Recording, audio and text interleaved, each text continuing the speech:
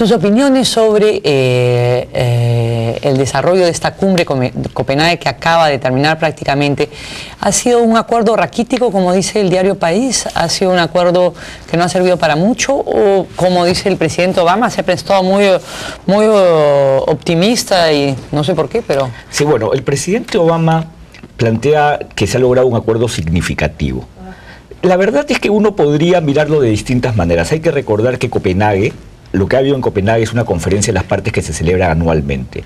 Y lo que se pudo haber logrado en Copenhague, y eventualmente tendrá que ser en la siguiente COP en México el año 2010, son acuerdos que van a empezar a regir cuando venzan los compromisos del protocolo de Kioto, que vence el 2012, es decir, empezaría a regir el 2013. Entonces, cuando uno mira Copenhague, si lo mira como una meta, uno puede decir que ha sido un gran fracaso. Además, por las expectativas, porque se pensaba que finalmente se iba a lograr un acuerdo. Hay que recordar que ya el 2007 en Bali se había establecido grupos de trabajo destinados a lograr un acuerdo ahora en Copenhague, y entonces no se ha logrado definitivamente lo que se tenía como expectativa. El acuerdo no es vinculante, no se han establecido cuotas de recortes de emisiones, y eso es dramático.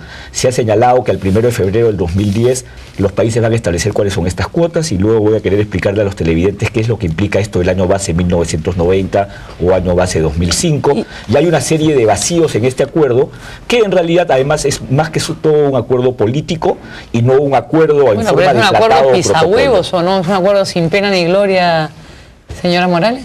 Bueno, definitivamente no se ha logrado lo que se quería. Sin embargo, pienso que es bien importante la relevancia que tiene la reunión. Hace 10 años, cuando se empezó a trabajar este tema en el Perú, nadie sabía qué cosa era el cambio climático. Ahora todos estamos preocupados.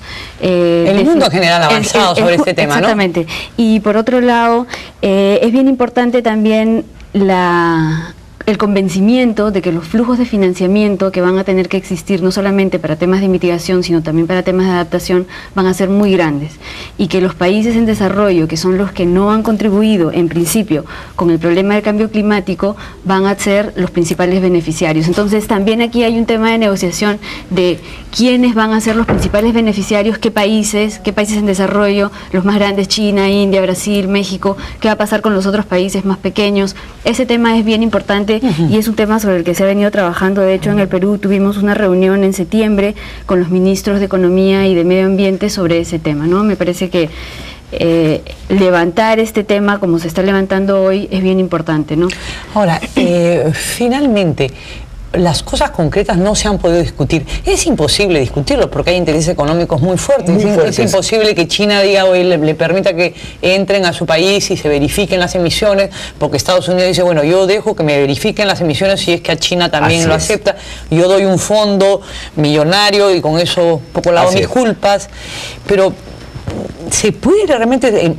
¿En México se va a poder llegar a algo o va a ser el mismo gas? Yo eventualmente creo que sí. Yo creo que finalmente los países van a tener que finalmente ponerse de acuerdo. La presión internacional, la presión ciudadana es cada vez más fuerte. En Copenhague se ha vivido una movilización de la sociedad civil muy activa para lograr que los estados finalmente se comprometan, y yo soy un convencido que sí se va a lograr. Pero es importante mencionar, Mariela, qué se está discutiendo, porque en realidad cuáles han sido los puntos en donde nunca se pudieron poner de acuerdo. El recorte de emisiones. El recorte de emisiones. ¿Qué ocurre con el recorte de emisiones? Nosotros estamos rigiéndonos ahora por un protocolo que se llama el protocolo de Kioto, que establece que se debe hacer una reducción del 5.1% de las emisiones de la media del año 1990 en el periodo 2008-2012. ¿Para quién es este compromiso obligatorio del protocolo de Kioto? Los países del anexo 1. ¿Y cuáles son los países del anexo 1? Los países desarrollados. Pero los países en vías de desarrollo quieren que esto se reduzca, las emisiones de CO2 se reduzcan un 25%. El panel intergubernamental del cambio climático sugería que vencido Kioto, el compromiso se incremente entre una reducción del 25 al 40% de la media de 1990. La Unión Europea se ha comprometido a hacerlo, Gran Bretaña se ha comprometido a hacerlo, pero aquí hay un juego de poder fundamentalmente entre los Estados Unidos y China. Y así Estados Unidos llegó a Copenhague, Obama llegó con un compromiso de 17% de reducción, pero sobre el año base 2005. Y cuando uno lleva eso al año base 90, significa 4%, lo que era realmente ridículo. Entonces Estados Unidos no ha llegado con un compromiso real. ¿Por qué? Porque China no se quiere comprometer. China quiere establecer porque ellos también tienen problemas internos, ¿no? O sea, tienen presiones de los industriales para, claro que digamos, sí, no cambiar nada. Así es, y es que, Mariela, en este tema del cambio climático, a diferencia de otros acuerdos internacionales, porque algunos tratan de vincular los acuerdos climáticos a los que fueron vinculados al tema de capa de ozono, a diferencia de los segundos de capa de ozono, que era perfectamente manejables, a las emisiones de CO2. Estos tratan sobre desarrollo, o sea, emisiones de CO2 equivalentes, o sea, CO2, metano u los otros 5 gases, porque son 6 gases los gases de efecto invernadero, implican fundamentalmente emisiones vinculadas al desarrollo y al crecimiento de los países. Señora Morales, ¿usted cómo ve este tema del recorte de las emisiones de CO2? Los países en vías de desarrollo, como lo acabamos de decir, esperan o esperaban un 25% de recorte, pero ¿esto es una meta, digamos, realista o no se va a llegar nunca? Es posible llegar, pienso, con un costo bien alto. Entonces la pregunta es quién va a asumir esos costos, ¿no? ¿Cómo se van a repartir esos costos? ¿Van a hacerse en el territorio de los países desarrollados? ¿Se van a hacer en el territorio de los países en desarrollo? Por eso es que se establecieron los mecanismos. ¿La Unión Europea está más a la vanguardia? Sí, la Unión Europea está mucho más a la vanguardia. ¿En qué nivel está? Ellos están trabajando mucho los temas energéticos, que es uno de los temas... ¿Pero en qué nivel de recortes de emisiones de CO2 se encuentran? Actualmente no tengo el dato. El compromiso de la Unión Europea estaba alrededor del 30% y de Gran Bretaña al 2020 el 32%, y creo que al 2050 hablaban de más del 60%. Entonces, la verdad es que el compromiso... O sea, ellos estaban dispuestos a asumir un compromiso de esa magnitud, de esa naturaleza. Es que, Mariela, lo que va a ocurrir en el planeta... Estaban, ¿por qué usted dice estaban? Porque ahora ya no. No, porque obviamente ellos quieren hacer eso. Gran Bretaña sí lo ha asumido como una cuestión voluntaria, pero esa era la oferta que llevaban para la negociación en Copenhague.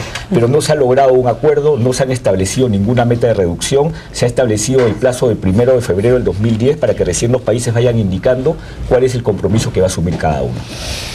Bueno, pero el tema de los bonos por emisiones de carbono, ¿nos van a favorecer o no? ¿O eso está...? A ver, igual. En el tema de bonos de emisiones de carbono hay dos tipos de bonos. Bajo el protocolo de Kioto hay bonos de carbono en el mercado formal por lo que se llama el mecanismo de desarrollo limpio, los mecanismos de flexibilidad, que implica que países del anexo 1, países desarrollados, pueden financiar proyectos de mitigación o captura en países de vía de desarrollo y se emiten los que se llaman certificados de emisiones reducidas o bonos. Eso está funcionando en el mercado. Aunque el mecanismo de desarrollo limpio está siendo muy criticado porque dicen que ha favorecido a las 4 economías emergentes, que son las que más han crecido y las que más están emitiendo. Pero hay los otros bonos de carbono, los bonos que se vinculan a bosques.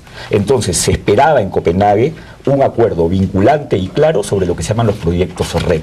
¿Qué cosas son los proyectos RED?